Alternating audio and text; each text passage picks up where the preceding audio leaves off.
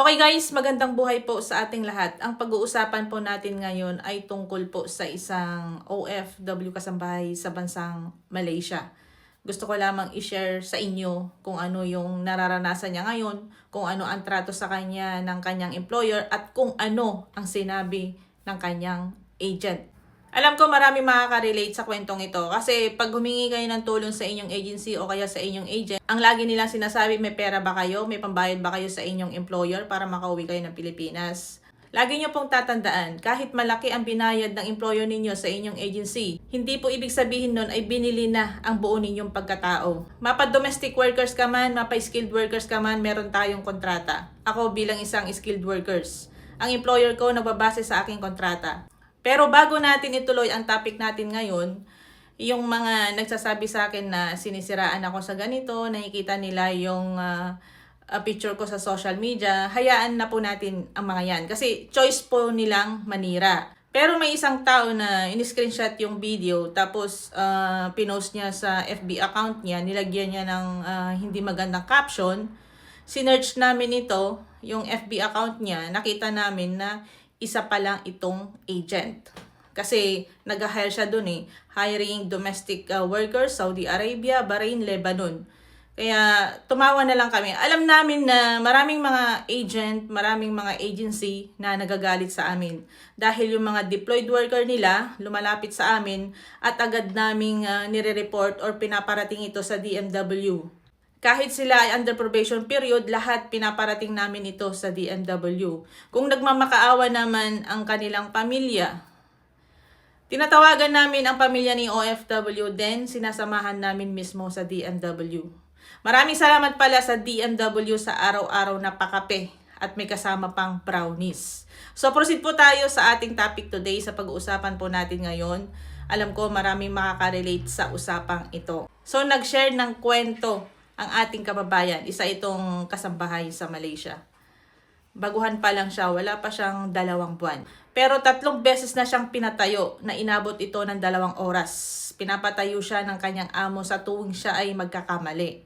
Humingi siya ng tulong sa kanyang agency. Pero ang sabi lang ng kanyang agency, kung gusto niyang mag-change employer, kung gusto niyang umuwi ng Pilipinas, yung ginastos ng employer niya, ibabalik niya yun para makaalis siya dun sa employer. Pero ayon po sa karapatan ng isang manggagawang Pilipino abroad, lalo na sa mga domestic workers, dapat ituring din kayong tao at hindi hayop. Nung nagreklamo si kababayan sa kanyang agency, ang sabi lang ng kanyang agency, may pera ka ba na ibabayad sa iyong employer para makauwi ka? Hindi ka naman sinasaktan, bakit nagpaparescue ka? Pero yung mental health niya nagkakaproblema na. Natatrauma siya, hindi niya alam kung ano ang gagawin niya. Kasi nagkakaroon na siya ng trauma. Halos lahat ng ginagawa niya sa tingin ng kanyang employer ay mali. Kaya lagi niya itong pinapatayo na inaabot ito ng 2 oras. Umabot pa ito na lumuhod siya sa harapan ng kanyang employer.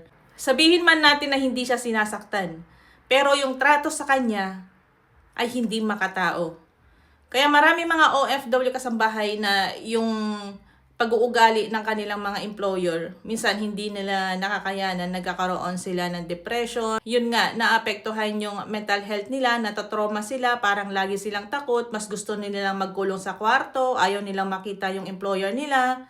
So dapat lahat yan, yung pag-uugali ng kanilang mga employer, dapat yan pinapaliwanag ng kanilang mga agency para yung mga kasambahay is handa sila pagdating sa kanilang employer. Pero pag humihingi sila ng tulong, hindi naman siguro tulong na makaalis or tulong na parang gusto lang nila ng kausap. Gusto lang nila na maliwanagan. Gusto lang nila na may magko-comfort sa kanila.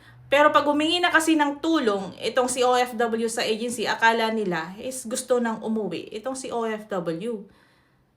Diba? Kaya ganun lagi ang bungad. Hindi naman, dapat kausapin nyo ng maayos. Kaya marami tayong mga kababayan na nagkakasakit, magugulat na lang tayo, marami nang inuuwing bangkay. At saka hindi lang naman po sa Malaysia nangyayari yung ganitong pinapatayo sila pag nagkakamali. Meron din sa Saudi Arabia. Sila naman ay on-call cleaners.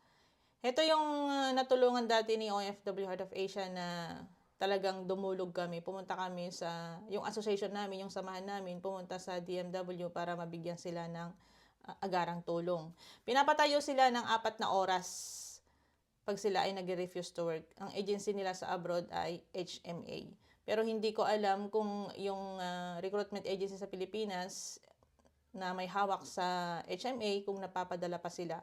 Ang agency kasi sa Pilipinas, isang agency sa Pilipinas, meron silang 4 na agency na hawak sa abroad. Kaya paalala ko po sa mga nag-a-apply ng trabaho abroad. Pag nag-apply kayo sa isang recruitment agency sa Pilipinas, bago kayo pumirma ng kontrata o kaya naman alamin nyo muna kung anong klaseng recruitment agency ang magiging agency ninyo pagdating sa abroad o kaya naman company. Sa mga vlogger sa Saudi Arabia, pwede kayong magtanong. Kasi marami mga company doon na naka-red flag. Marami din mga recruitment agency na naka-red flag. So, ang ginagawa nila, nagpapalit ng pangalan. Kung napunta ka sa agency na yon, for example, yung agency mo sa Pilipinas, okay naman, walang problema. Pero pag dineploy ka sa ibang bansa, yung agency mo doon, pagdating sa abroad, is pabaya. Hindi mo mahingan ng tulong. Tapos hindi sila nagpapasahod, hindi nagbibigay ng overtime. Pagdating doon, yung mga kasamahan mong mga Pilipino nasa accommodation lang, walang trabaho. Tapos sinasabi nila, bakit nandito ka? Bakit nag-apply ka dito? Hindi maganda dito. 'Di ba? Wala kang idea.